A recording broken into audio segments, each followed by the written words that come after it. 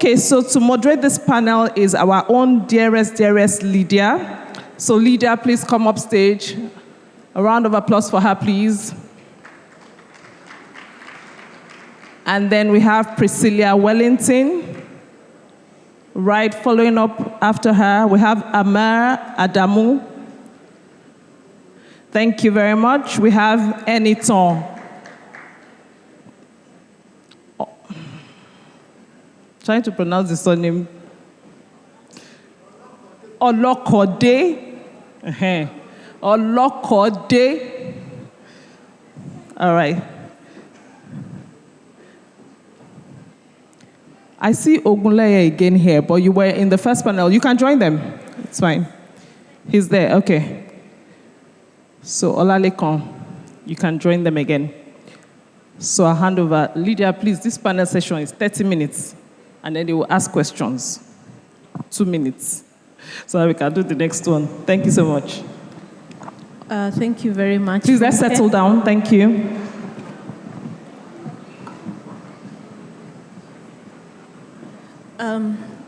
Good afternoon, everybody. And this stage has been very hot from yesterday. So I don't know whether we should keep the heat up or bring it down. But it is a pleasure to be before you this afternoon and represent the East African region. Always a pleasure. And the amazing team before us. We have a tech expert, we have a training expert, we have a consultant, and we have an amazing youth leader. And we will be talking about a topic that is very close to my heart and very close to each one of us in this room. This year's theme of Hotel Managers Conference has been on synergizing for sustainable growth through global best practices.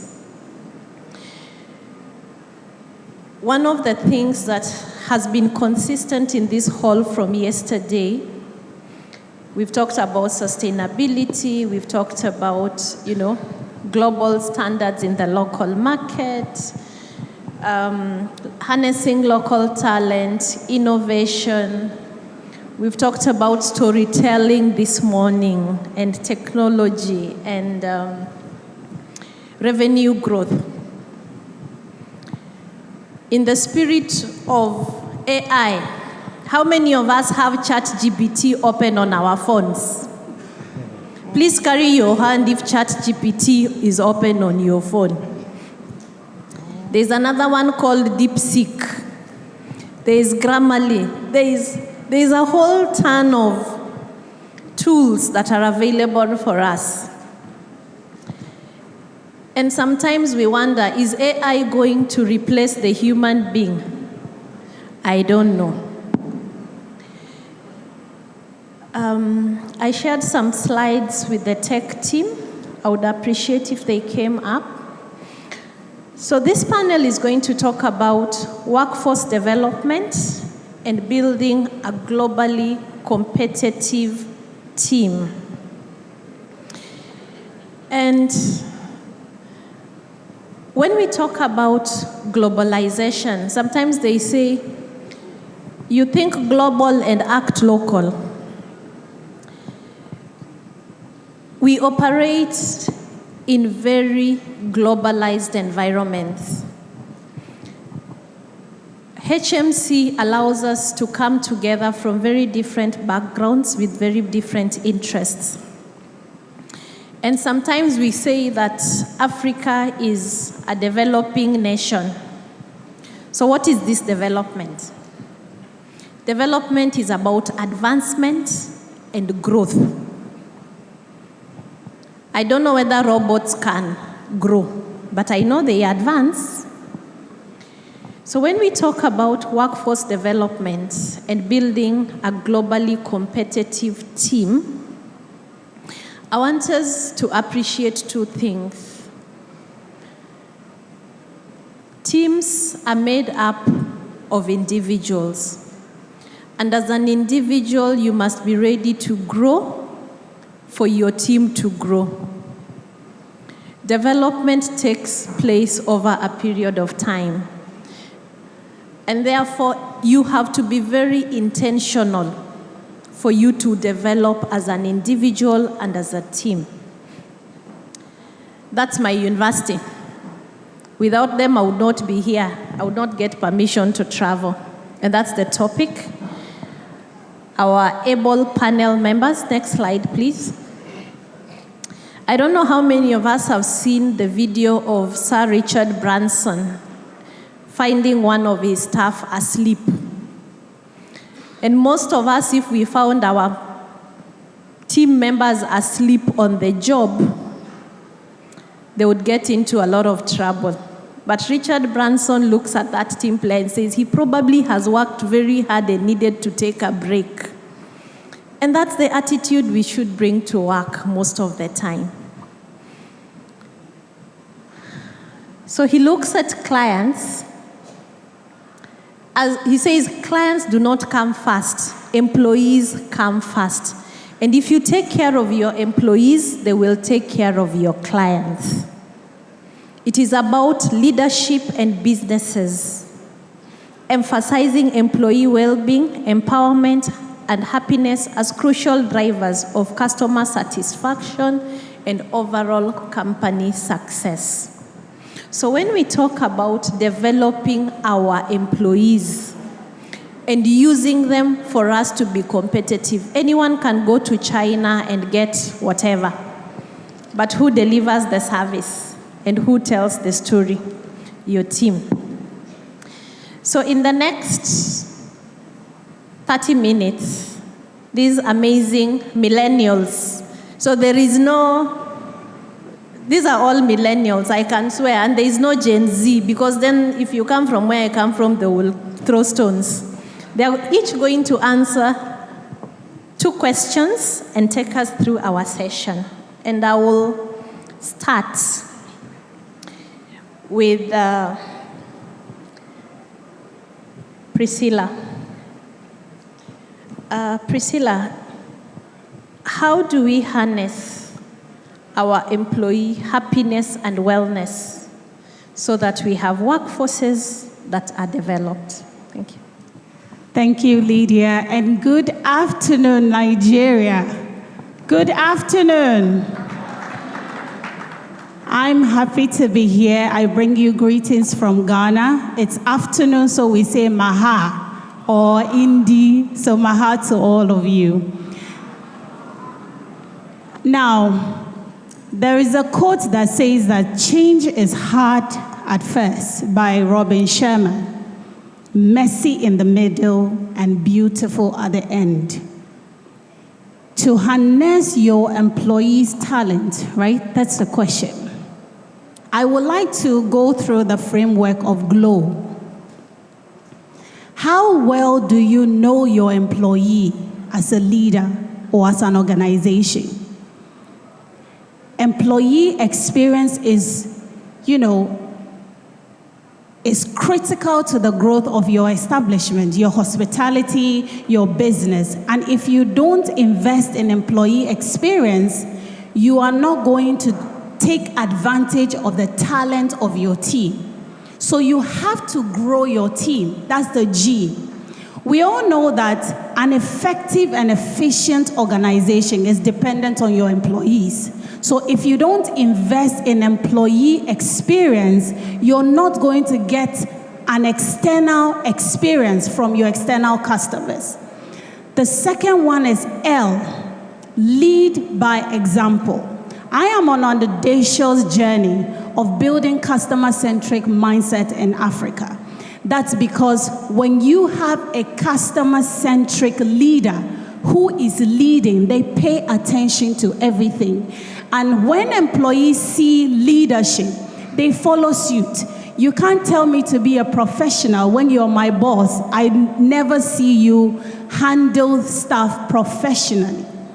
And then the O, ownership.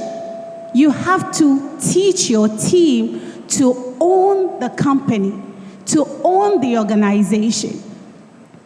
If your employees own the team because you have taken the time to grow their talent, you know the lions in your team, you know the otters in your team, you know the beavers in your team, and you know the golden retrievers. These are the 4 temperaments. Do you know the sanguines in your team? Do you know what ticks them? Do you know the melancholics? Do you know the phlegmatics? Do you know the choleric in your team? Because you pay attention to these different kinds of talent allow you to harness those talents so that the organization benefits and the employee grows. And the last one, win with a power smile. Hospitality is about guest service. It's about guest experience. If you can't smile, the customer is coming from somewhere, they're upset with their husband or their wife or their employees or the driver or somebody, and they walk into your establishment. They're expecting that beautiful smile. They're expecting that warm welcome. So for you to be able to harness your employee talent for globally competitive workforce, you need to let them glow. Grow talent, lead by example, teach them ownership, and let them win with heart. Thank you.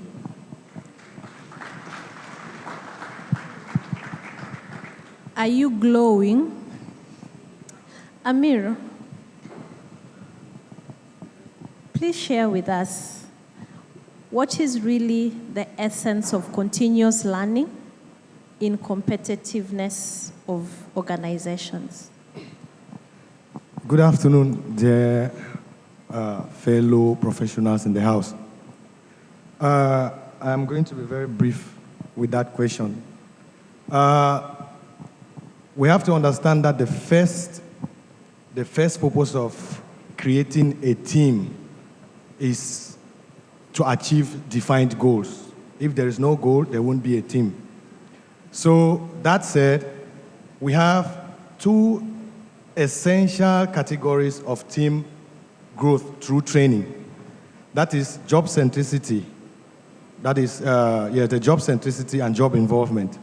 Job centricity comes in when you provide certain skills, or when you provide you provide the requirements for the job to be done technically. If they need the vacuum and all these things and every other thing that is required, the micros cards and the computers, you provide them. But that is only solving one part of the problem. There is a basket of auxiliary skills which is required for a team to prosper in the modern day.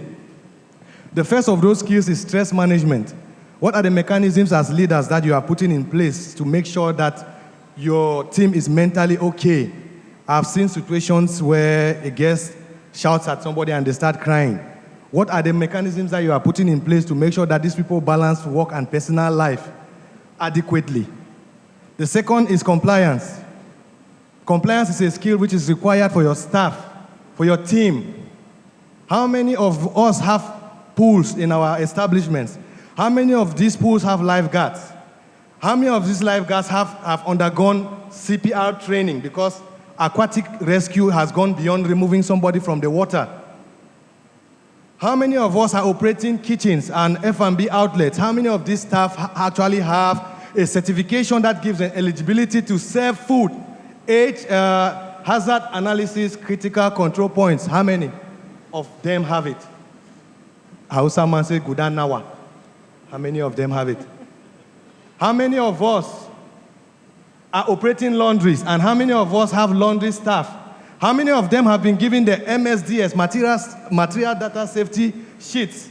And how many of them have been trained to understand the content of these sheets? Because if you don't train them to accurately read and understand these things, first of all, you waste money because they waste chemicals. Secondly, they get intoxicated and their families start telling you will pay us. Legal problems start coming in. So that is part of compliance. Data management. How many of you have set up proper training sessions to take continuous assessment for your staff to be able to manage data? GDPR. General Data Protection Regulation. How many of you have given those training? How many of you have gone to see what has changed from 2016? It has also been updated in 2018. How many of us have thought it wise? I'm saying so from a place of pain because I'm hoping this is a safe space. We should be telling ourselves the truth. The other one is IT skills. How many of us are building people who are tech savvy? I saw somebody came up and said AI will never replace humans in hotels, and people were smiling. That is true. But I want to tell you, and I want you to write it down, that there is a time that those who don't know AI will be replaced by those who know AI. At the end of the day, replacement will happen.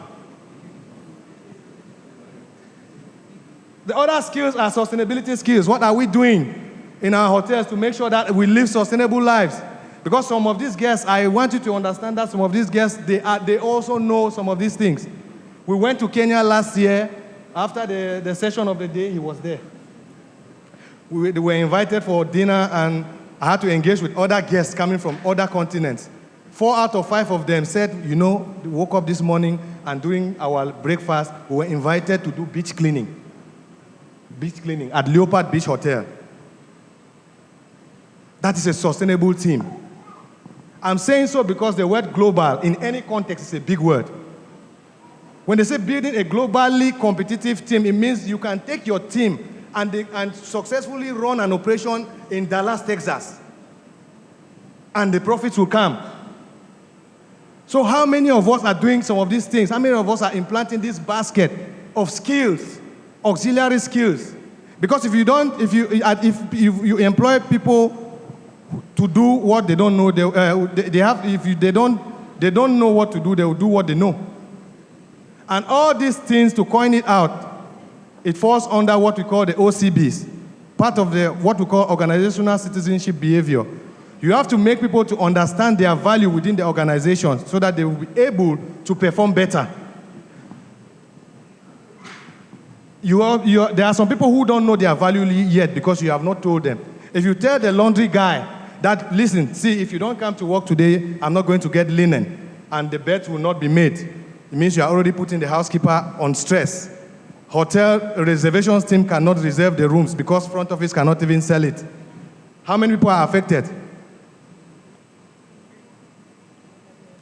So those are the things that we are saying, and I hope I've said enough already. I will not want to take most of our time. Thank you, Amir. So workforce development is not just about advertising for the right person, getting the right person, training the right person. It is an intentional process in keeping the right people. And for you to keep the right people, you must inspire your team.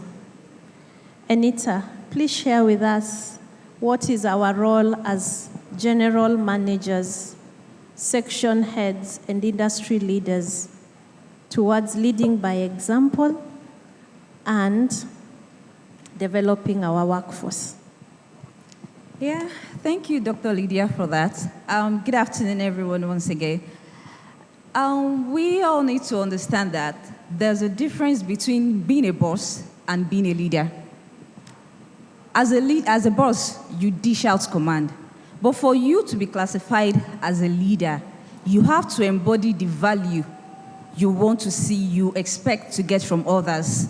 You need to show that value. You need to demonstrate it. You need to make them understand what you are expecting from them by you for displaying that attitude or that particular service delivery you need to get from them.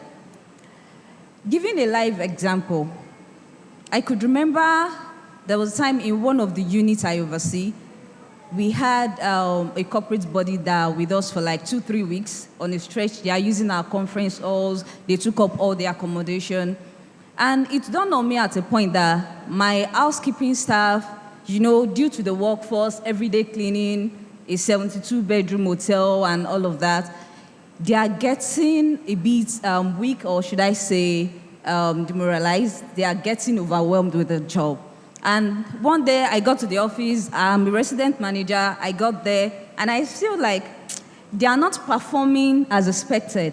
I went back in, changed into something convenient for me, and I just pick up their mop. Let's go into the room. We are doing this cleaning together. I know deep down within me, I cannot be able to do like 3-5 rooms like they do, but I just need to motivate them. I need to do something for them to feel that inclusion, that no, this is not just our thing. We are a team. We need to work as one. And that is what leadership is all about. Leadership is all about you showing empathy, you showing your professionalism, not in a toxic way. You need to apply emotional intelligence when dealing with people, because we all are from different backgrounds. We have different professional experience and all of that. So you just don't expect your staff, you just don't expect your colleague to think like you, to act like you, to deliver like you. So at every point in time, at every opportunity you have, you need to show that value. You need to work it out. You need to let them see that this is how this should be. You need to make all of them feel valued, feel important, and that is how we can get the best from ourselves as a colleague, as staff, as subordinates. And by doing that, we tend to foster teamwork, and also it helps in enhancing the productivity of the organization as a whole. And by doing such, it reflects on our guests, because a happy staff, they say, delivers the best service out there. So once they are okay, they feel comfortable, they feel they are not working in a toxic environment, they have a good leader who is taking them along, who is training them, they do everything together. They deliver the best service to the guest. And that is what I think we are looking at. Thank you. Thank you so much. Lead by example, lead with intention, be an empathetic leader, and exercise emotional intelligence. Artificial intelligence is here with us.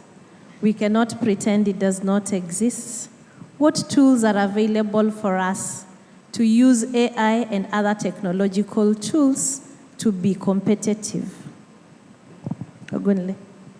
Thank you very much. The first thing is AI, which we all know, which is artificial intelligence, is actually infused into what you yourself know. It's just to make life much more easier and better. Just for example now, we go to most websites and you see that you have a quick response. It's not someone physically that is responding to you. It's likely questions that they know you will ask based on AI-infused model, which is chatbot, has been infused into it. Automatically it responds to you. It makes job easier. Whoever is to respond at the back end gets a feedback of all these things and respond as at when due. Those are part of you infusing AI into technology that we have at the moment. And also, it helps your employee in several ways. For example, many of them, if you look at their foundations, sorry to say, their English might not be that sound in composing a good meal. But when they have the knowledge of AI, they can impute the data that they need to compose a meal into it, and it will help them. It will populate a meal for them, and they will proofread it and send it to maybe the director or someone, and he will see it and will be marvel at it, not knowing that he or she had gone back to use some learning tool to improve him or herself. For example, my dad is close to 70 years of age, and of recent he went to Lagos State, was conducting a program about technology. He just enrolled into it. He said he wanted to learn more. I was like, okay, that's good. Just for him to come back, I was at home one day, I went to see him, and he was like, Lekon, come and see something. I want to do one receipt. I said, yeah, so what do you need me for? He said, I now know about WhatsApp AI, WhatsApp Meta. Immediately he was doing it, and I was very impressed. This is a man that is a Form 4, for those that know that. He's a Form 4 graduate. For him to operate that, which means you and I can actually do better. So if the only part I will also advise HRs to do is, when employing your IT personnel, try to employ those that are sound so they can also train individual departments on some nitty-gritties about some IT things that they need. Some about this AI and everything, you can just call, okay, IT, please, today, just take us on 10 minutes, 15 minutes on this. At least you are much more knowledgeable in it. Help us. In doing that, you also help yourself by doing that. Thank you very much. Wow, thank you. Thank you very much. So we should not fear AI. We should use AI. Some of us have not searched that the one on WhatsApp, eh? And some senior colleagues, they are not millennials, those ones. They asked, which one is this one? They want to use it to track us so that they know how much money we have on our phones. All right. Thank you back. Thank you so much. Now, Amir, what are some of the meaningful pathways that we can take in order to grow our employees? For instance, there are some people who start at lower levels. How does somebody grow to the level of a head of department and become a general manager? Really, just quickly, what would I do if I am at that point? And how do I support if I am a GM? Okay, I think one of the most encouraging practices to ensure growth within an establishment is to encourage a mentality of feedback management. They should practice feedback appreciation. Because even if we start by the level of giving the training, there is supposed to be a level of feedback to know where and how the effectiveness of that training. And secondly, sometimes this feedback is being hoarded. A guest is complaining about your staff and you don't pass this complaint to the staff that this person said you were rude to her and this. That person does not know where they are going wrong.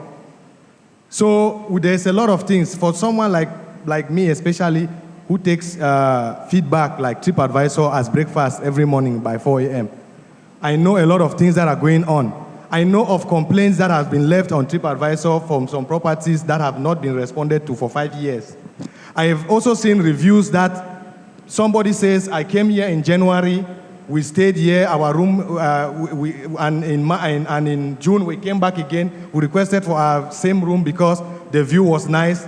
It's just that the bathroom ceiling was still leaking. Bathroom ceiling has been leaking for 6 months. Because you don't know how to manage this feedback.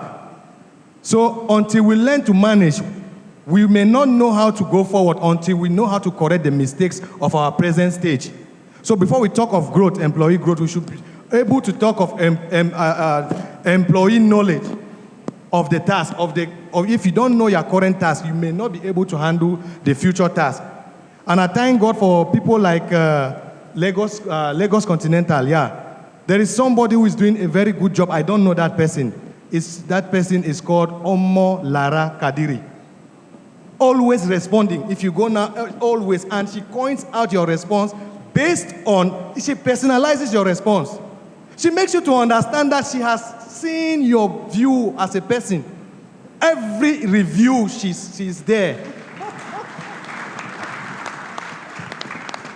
There are also people who already know certain things within your team that you don't need trainers to come. You need to build departmental trainers. We have stars in different properties.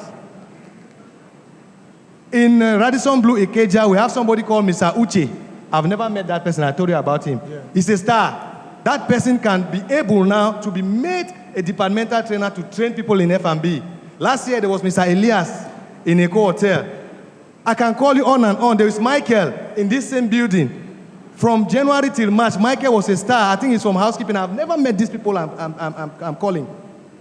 So we should develop that habit of always making these people to understand that feedback is important. How many of your staff know where you stand on TripAdvisor or on Booking.com now? They don't even know if you are. They don't even know where you are. They don't even know how you are. They don't even know what Mr. A from Germany said about him yesterday or last week for him to be able to improve. Secondly, we have to encourage employee engagement because that is part of the things that bring growth. I'm talking about groups like Preskin. I'm talking about groups like Elon Musk. We should be able to make activities, develop activities that will make members from our teams, I think from different locations, to meet at least once or twice. So that me from Ikeja, I know my colleague from Calabar. Because that is the best way to infuse adaptability. If I am coming from Lagos this year and I'm transferred to Calabar, I already know there's somebody there who is called Mr. Dixon and who is going to take me through their own operation, their own modus operandi. So I think I have said what is supposed to be said. Thank you. Thank you very much. Back to Priscilla. How do we create positive and inclusive work cultures in our organizations? Thank you, Doctor. This morning we had a master class, and I was just telling Justina that if everybody in here take that master class personally, you're already globally competitive. Because there are a lot of things that were shared in that feed into this particular question. How many of you take time to onboard your staff when you employ them? And I think one of the speakers also mentioned that you just employ your staff. Okay, you work in housekeeping, you work in front office, and you just give them a job description, that's it.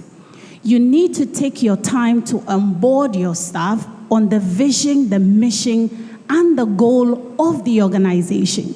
There are a lot of employees that don't know what your core value is doing there. They just see it as a picture that, oh, okay, every business needs a vision, a mission, and a core value. The reason is because they themselves do not operate with core values. But if you take time to onboard your team, that this is the vision of the hotel, this is the vision of the organization, this is where we are going, this is how we want to get there, and these are the values that are guiding us to get there, then your team begins to operate with the guidance of that core value. So if your core value is professionalism and integrity, as an employee, I would think twice when I want to lie to the guest, because I know that our organization is grounded by integrity. Secondly, leading by example is not just a phrase. You have to demonstrate as a leader. You don't just give instruction. When you see that your teams are not doing well, you have to demonstrate. You have to remind your team that, I know how to actually do this thing, but because I want you to build capacity, that's why I want you to do it. Okay, do it this way, and that way. That is how you will grow your team to be globally competitive. Please go over the question again. Creating positive and inclusive work cultures. How do you include your team in everything that you're doing? Sami mentioned something. How many of you have asked your employees, when was the last time they went to the company website? Some people have been in an organization for 10 years. They only went to the website when they were coming for the interview. So a guest come and say, oh, I saw this advert on your website. It says, no, it's not us. And the client shows them an evidence, and they say, oh, but if you include your team in every single thing that they do, including asking them, what is running on our website, on our social media pages, what is running, that's inclusivity. So even though I work in housekeeping, I know my boss is expecting me to know what is happening in-house. You can't run a team that doesn't know what other department does. And unfortunately, sometimes you have hotel department fight amongst themselves, forgetting that they have one goal. But when I understand that Doctor works in sales and I work in front office. However, I have an appreciation of what she does and how that directly affects the work I do. I feel like I am included. When you ask your team for feedback, allow them to share their mind. Our first keynote speaker spoke about believing in your local talent. How often do you just engage your team to make them feel inclusive? About 15, 18 years ago, when I started working in the hotel called the African Regent Hotel in Ghana, it's a CNN partnered hotel. Now, the director or the CEO is called Chief Kufuor. And as a young 21, 22, excited hospitality professional, I was just inspired by the way this man comes to work. He owns the business. So naturally, as Africans, we believe that if you're the CEO, you should stay in your office or you should stay in your house.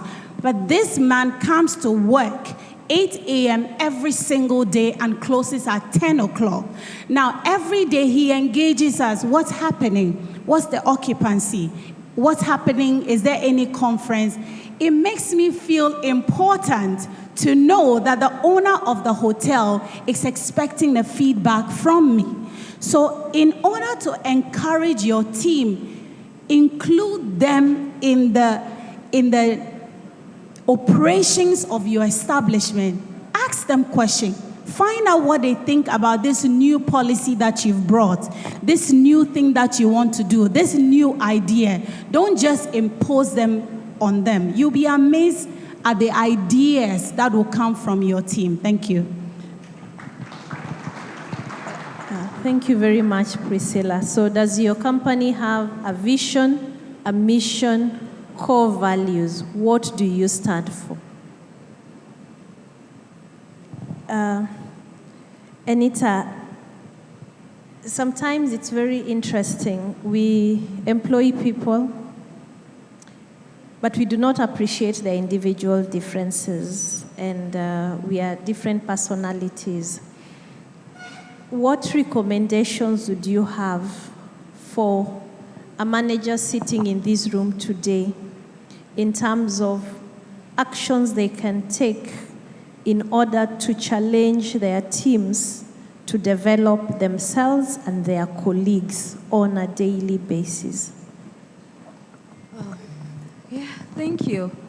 Personality traits is something that cannot be overlooked in the hospitality industry because it is very, very key. And firstly, I would like to start from the HR department because majorly they do the recruitment process. And it is advisable for every admin and HR department to take personality assessments into consideration during recruitment. Putting in mind we are all different, our background are different, our upbringing are different, the kind of association or socialization I have is totally different from what you have.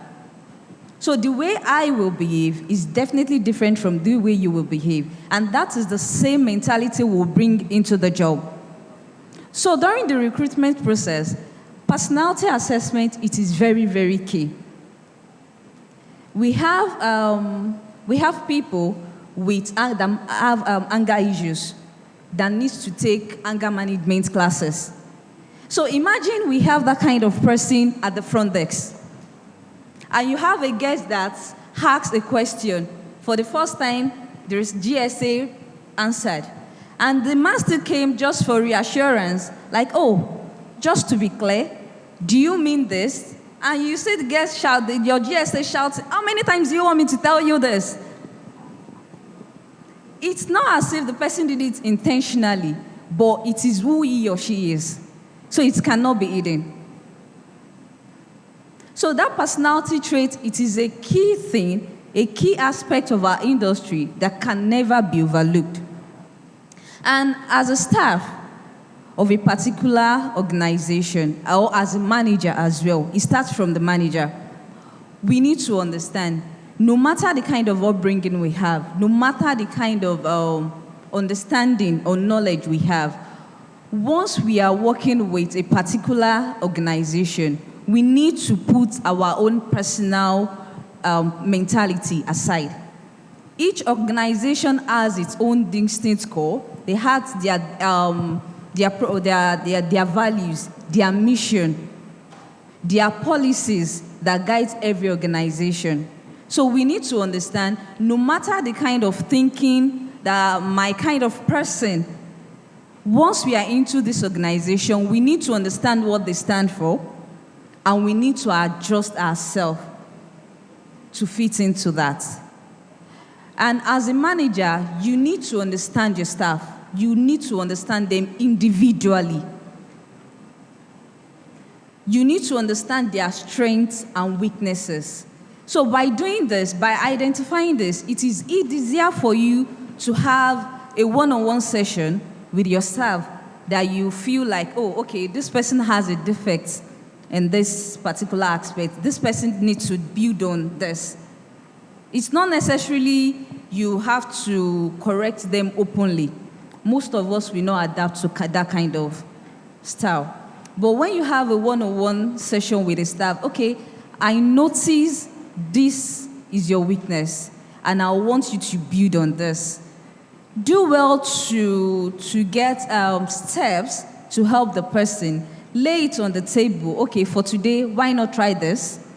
Tomorrow, why not try this? While I'll be assessing you at the background to see your development. Thank you. Great, thank you. And last but not least, Ogunle, just as we wind up, please share with us what is the essence of networks, collaborations, attending conferences in helping individuals to develop as? It's a very good question, and I think I'm also a beneficiary of that, and I'll use myself as an example. All thanks to HMC. Through the HMC platform, I was able to get to know of the second hospitality conference that happened in Kenya, which I attended, and I represented Nigeria well with my native. And also, in the course of the conference was where I met Emil, seated here. We had a good conversation, and I told him, HMC, we are having a conference that same year. He said he never had a plan to come to Nigeria, but he said, you need to come.